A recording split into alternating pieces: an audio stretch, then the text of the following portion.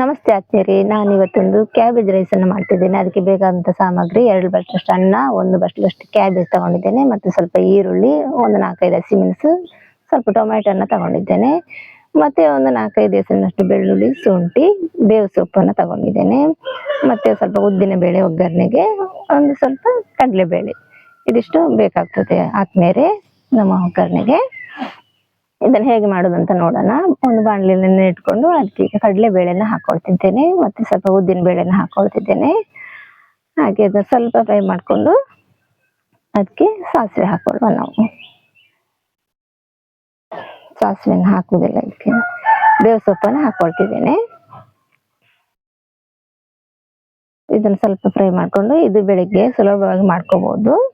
ಇದು ರಾತ್ರಿ ಉಳಿದಿರೋ ಅನ್ನದಲ್ಲೂ ಮಾಡ್ಕೋಬಹುದು, ಇಲ್ಲ ಬಿಸಿ ಅನ್ನಕ್ಕೂ ಮಾಡ್ಕೋಬಹುದು. ಈಗ ನಾನು ಇದಕ್ಕೆ ನೋಡಿ ಹಸಿಮೆಣಸು ಮತ್ತೆ ಈರುಳ್ಳಿಯನ್ನು ಹಾಕೊಂಡಿದ್ದೇನೆ. ಇದನ್ನು ಸ್ವಲ್ಪ ಫ್ರೈ ಮಾಡ್ಕೊಳ್ಳೋ ಚೆನ್ನಾಗಿ ಫ್ರೈ ಆಗ್ತಾ ಬಂದಿದೆ. ಇದಕ್ಕೀಗ ನಾವೀಗ ಕ್ಯಾಬೇಜನ್ನು ಹಾಕೊಳ್ಳುವ.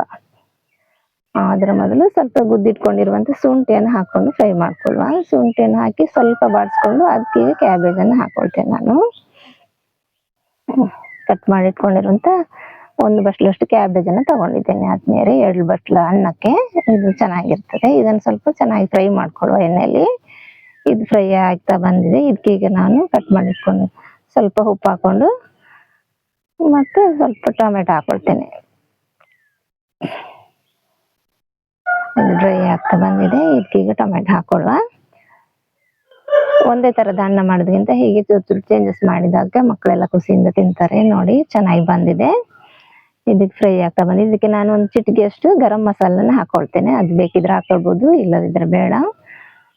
ಈಗ ನೋಡಿ ಆಗಿದೆ. ಇದಕ್ಕೆ ಚೂರು ಗರಂ ಮಸಾಲ ಹಾಕ್ತೇನೆ.